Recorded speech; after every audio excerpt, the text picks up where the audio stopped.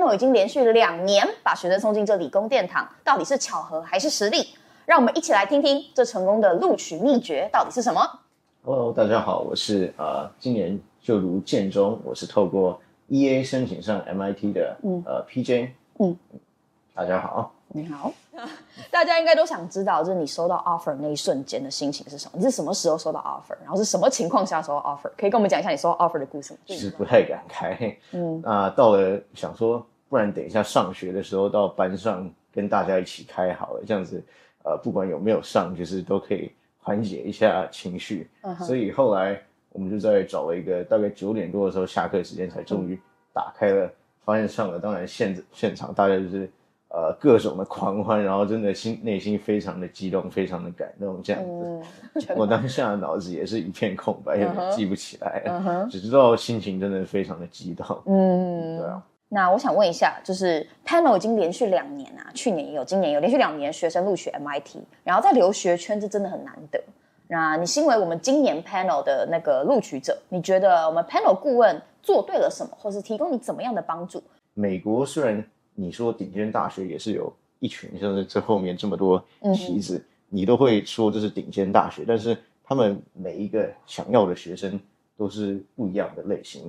MIT 要跟 Harvard 虽然在大部分的人的理解来就是基本上就是那种很厉害的大学，但是其实他们的校风或者想要收的学生应该是完全不一样的。顾问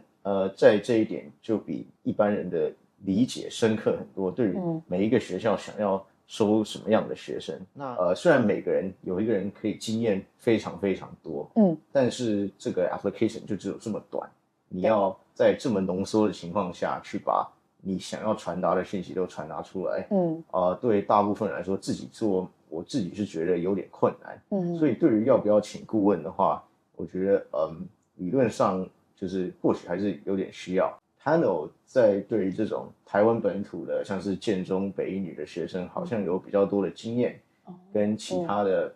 就是其他的顾问机构，好像对于就是台湾本土的学制感觉没有那么了解，所以我们最后找到了 Panel。MIT 是需要什么样的学生，具备什么样的特质？就是 MIT 除了第一点是希望你当然是具备比其他学校申请的人更强的学术实力，但是他其实我觉得一个差不多重要的是，他想要收到的学生是会利用你这个学术实力去帮助其他人的人。每个人在成长的过程中一定会有做过各种的活动。那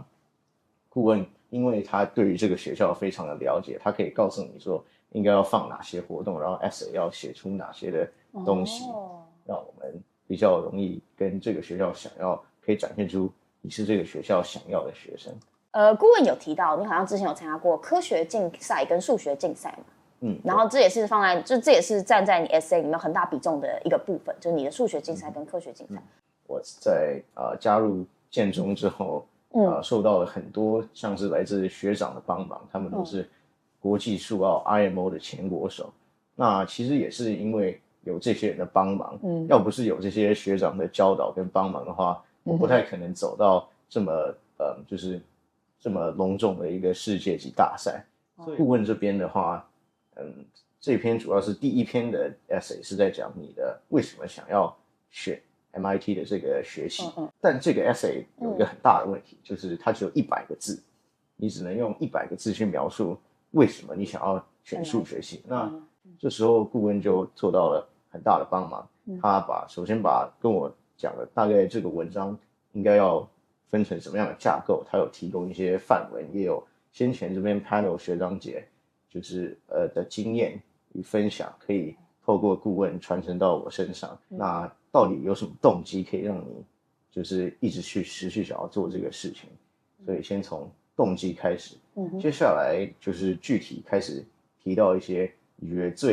最亮眼的成绩，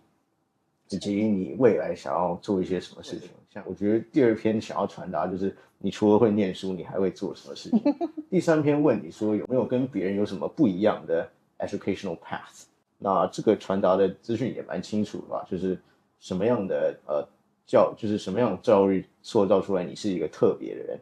跟其他人不一样的。第4篇问的就是你有没有跟别人合作的经验，这个也很直接。最后第5篇就是你有没有遇到过什么问题，然后你是怎么解决的？那这展现出来你什么样的特质？最重要的是主题，最重要的是主题，有点像万事起头难。对，你只要想得出一个好的故事的话，后面的 wording 你怎么去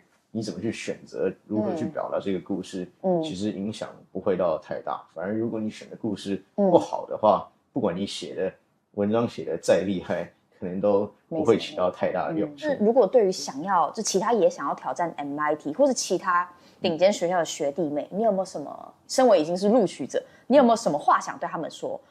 我蛮喜欢就是有一部印度的电影，叫做《3个傻瓜》。他说有一句话说，就是追求卓越，成功自然就会追着你跑。那我觉得 MIT 其实好像 MIT 想要的学生就有点像是主角篮球那样子，就是